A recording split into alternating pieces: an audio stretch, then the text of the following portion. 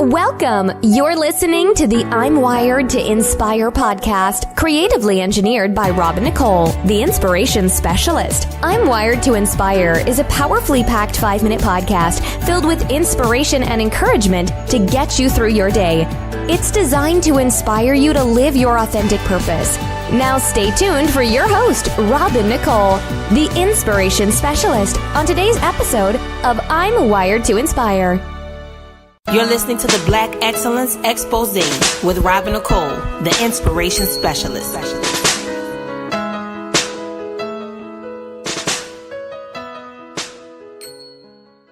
Hey everyone, and thank you so much for joining me for part 2 of the Black Excellence Expose, and we are featuring Black Panther. So guys, it was brought up again for me to do another episode on this. So as much as whenever I get Black Panther facts and it's enough for me to make a show, I will do it. Well, today I like to call this more maybe like the kids edition, so to speak, because there were so many gems that I came across that dealt with the children involved, starting from the videos where everybody, being excited, the Black Panther challenge, all of these things were really dope. So I'm only going to talk about one person from the movie today, but I want to talk to you guys about something that I read in the New York Times that really, really touched me about I think it's PS 24 in Brooklyn. They had gone to see Black Panther, and the teacher took their first reactions and they gave their own descriptions of what they thought when they walked out of the movie. And I just thought it was so dope. It was worthy of a whole podcast. So before I continue, now you guys know I always do 3 questions, but just like I did with the other episode, I am going to say the 3 questions at the end just to leave you with something to ponder, as opposed to doing it after each person, because this one is not necessarily set up as 3 people. It's just a wealth of information that I'm going to give, and I just want to share the story of what the kids thought. So the first thing I want to tell you about is Shuri. Shuri is the first African princess in the Disney imprint. Okay, now we know the first African American princess and entrepreneur was Princess Tiana, who was from New Orleans, by the way. Now, Shuri is from Wakanda and she is African, but let me tell y'all about my girl Shuri. You dig? Shuri is the smartest person in the world. She's the smartest person in the world. So you guys know everything we saw in Wakanda, she made with the vibranium. It was all Shuri. Shuri's 16 years old. Okay? So just that alone, just that right there, it just got me all the way together. Just the immense impact that could have on our youth, just seeing someone that age in a position of power doing what we have been told for years that we were incapable of doing. We were inept, and we did not have the ability to achieve such a feat. So to see that really, really blessed me. And it just, oh boy, I tell you what, y'all, it's just something seeing what is happening with this movie. And yes, it's quite a phenomenon. And honestly, y'all, I'm really not here for the people that's like, well, if you could do this, then they could do that. Listen, I said this from the first day when it came out. I said I was so pleased with the numbers that, it would be such a blessing if we also came together for things like, came together in numbers like this for injustice as well. Right? But I just don't think this is the time for, well, if you can make all the money doing this, then why are we not doing that? And y'all, it's just not the time for that. This is the time to enjoy all the feels, to just really be excited about the movement and the things that are happening in this culture, in this season, in this hour. This is the time to do that, and I, for one, am not going to let this time slip away, this moment in time slip away, because it's, it's a real blessing. Because when you see that, our people, we've been oppressed for so long, for us to really get the opportunity to say, hey, this is us. This is who we are. This is what it's about for us. That's a game changer. So again, the people breaking it down and tearing it up, I don't have time for that. I mean, God bless them and it's all good. And I respect what they do too. But over here, we're going to just operate in excellence and we're going to focus on the positive. So guys, okay, the last thing I want to tell you guys about today is the class at a school in, I believe it is Brooklyn. It's PS 282, Brooklyn Academy of Music. Okay.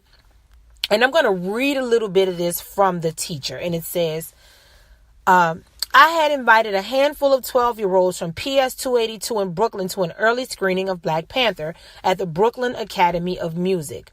Disney donated the tickets and band provided a place to talk afterward.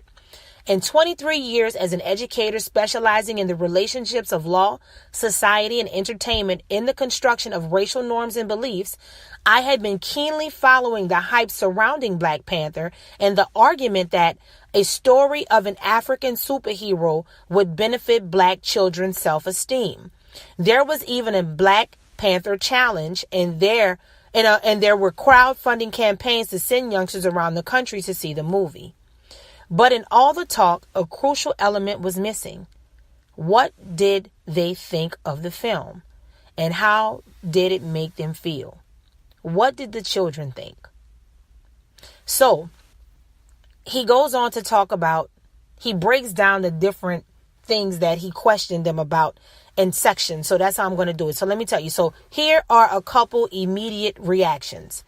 This is from Gabriella. She says, the film makes me want to start my own tribe and make my own inventions to help the world. It also makes me want to make my own Panther outfit. Kyan says, I want to go and jump over a car and make a tribe as well, because if Black Panther can do it, then I can as well. Marquez says, the movie makes me want to come back from the dead and take out people with my claws. That tripped me out, y'all. But again, it's just pure. I'm not just going to pull out the perfect ones. No, like, this is pure. And it's just showing you how these children's minds are thinking. You know, just because the narrative has begun, the story has come out about Black Panther and how they see themselves as African Americans. Okay. Now, this is what Paris said. Paris says, it makes me want to protect my family, believe in myself, never give up on anything, and to try to achieve my goals, even if it leads me to dying. My God. It's funny because Will Smith talks about that all the time about, you know, if he's on the treadmill, he'll die on the treadmill. He'll outrun everybody. He might not be the best, but he's going to go the hardest, right? So that kind of made me think of that. Now, here's a couple cute ones, y'all. Now, this is what some of the kids said was their favorite part. Now, this is pretty cool because you get to get a perspective of like personalization. So, you know, this right here is where you really get to see the kids' personalities. So let's read a couple of them.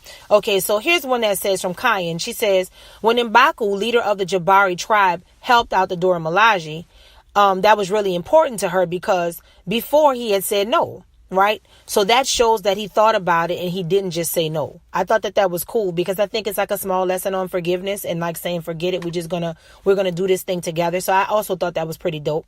And then Gabriella says the actions between Black Panther and his cousin Killmonger. And then another part was I liked when Black Panther became king and saw his father. Right. OK, so check this out. Skasha says when the Jabari tribe came in and started to help the Dora Milaje, it shows how powerful teamwork can be. Ethan says when Black Panther redeems himself by coming back and winning the last battle. Marquez says when the Black Panther came back for some revenge. And then Jaheim says when the king said he would share all of Wakanda's resources with the rest of the world. Y'all, you got to pay attention to some of the stuff these children are saying. They're literally, their favorite parts were like really rich pieces of wisdom that you carry through life. Forgiveness, teamwork, focusing on your goals, getting past the stuff that's making you stop. Okay. Sharing your resources with the world, y'all. This is all about the Black Excellence Expose right here. What can you do? Y'all know that sounds just like my probing questions every day. What can you do to add value and excellence to the world? That part really, really touched me. Okay. Just really, really touched me. So let's talk a little bit about what they said about the women of Wakanda. Okay. So let's see. So Ethan says the actress's hair in the movie made me grateful that I have hair and don't have to be bald. That was interesting. I get that. But then Paris says they were very smart because most of the women made the technology that they had. Marquez says, I noticed that they always have each other's backs and are always together. Now that's the kind of vision I want you to see of Black women. Not pulling each other's hair out. Not all these foolery on this old crazy shows and all of this stuff that's speaking the opposite of that. Like no sisterhood, no love and honor and respect for each other. You know, so I thought that was pretty dope. Now, I think out of all of them, this is probably my favorite one from Gabriella. She said, I love the women. They made me feel powerful and that Black women can be strong and respected like men. I loved it. I absolutely got the same thing, Gabriella, baby. Your girl got the same thing, girl. I'm right there with you. So let's see. So I'm going to end it with this, guys. They talked a little bit about imagining life in Wakanda. Okay. Here's what they said. Jaheim said, I would use all the resources to help people in need and also make a Black Panther suit. Let's see. Paris says it would be very peaceful because everything was in order and everybody obeyed the rules. The technology was better, which means I would have better transportation, phone, and TV. And lastly, it says, it would make me feel proud that we had advanced technology and that I can make a Black Panther suit. So we had two people say the same thing about living in Wakanda. But y'all, I just wanted to share that. I know this is unique information that I'm talking about, but I thought it was really important to show the Black excellence of these students. These are just young kids who were able to get so much out of this movie. That's why when people hate on it, I really don't care. We can break down the semantics and all of the color lines and all of the foolery people trying to cough up. But let's just bask in a moment that we already had $500 million. It is only Wednesday. The movie, the pre-sale for the movie, the first screening actually happened on Thursday. So we're only 6 days out and we're already at $500 million. So what I am, impressing upon you as I give you these last 3 questions, y'all listen, please do not diminish your gifts, your talents, and your anointing. God has put something in all of us. Ryan Coogler has now completely changed the game. And this is a young man. He's only 31 years old. You know what I'm saying? And he'd already had 2 epic films, more like critically acclaimed films that he had before then. So he clearly had the gift. But what I want you guys to understand is this. You don't know when your time is coming. Did I also tell you guys that Shuri, this is her breakout role? Everyone else were skilled actors. This was her breakout role. And so this is how God introduced her to the world. And you know what? I checked out her page and she's like super Christian. She's always like singing praise and worship songs with her sister and posting scriptures. Like she's a woman of faith. I know that. And I know she's older than 16. I think she might be in her 20s, to be honest with you. I'm not sure. Don't quote me on that. But that really touched me too, because this girl, this was her breakout role.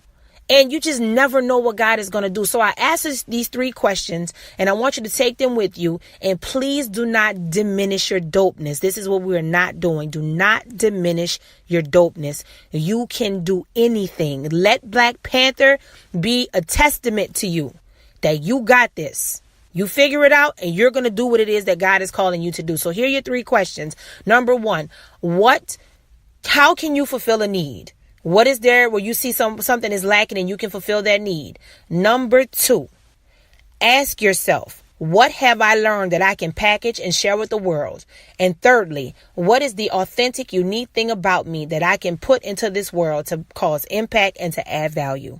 I'll see you guys again tomorrow. I'm Wired to Inspire. I hope you are too. It's the I'm Wired to Inspire podcast giveaway. Stay tuned for instructions.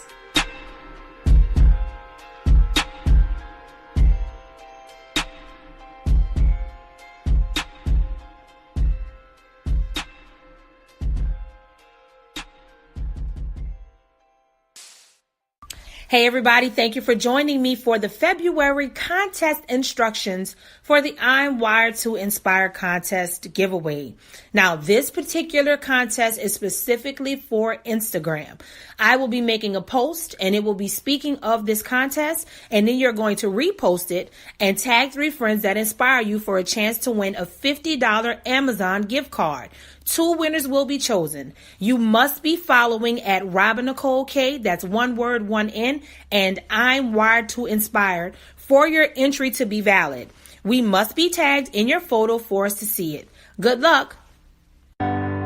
Thanks for listening to I'm Wired to Inspire podcast at I'mWiredToInspire.com. If you enjoyed the show, spread the word and be sure to hit the 5-star rating on iTunes. For more information on this podcast and inspirational products and services, log on to the inspirationspecialist.life or I'mWiredToInspire.com. And remember to live your authentic purpose. Thanks again and see you next time.